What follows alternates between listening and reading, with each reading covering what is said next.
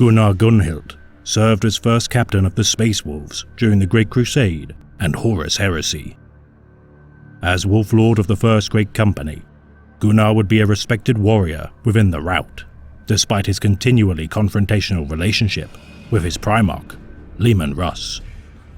Fighting with distinction during the Great Crusade and Horus Heresy, Lord Gunn would wage war in the name of Fenris during the burning of Prospero and the subsequent battle of the Alaxis Nebula. At his Primarch's side, Gunhild would fight with his battle-worn brothers until Russ would become demoralized during the skirmish with the Alpha Legion and retreat from the fray.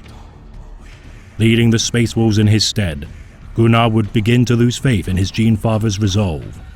Yet with the intervention of Bjorn the One-Handed, Russ would return to the battle and lead his men to face the 20th Legion.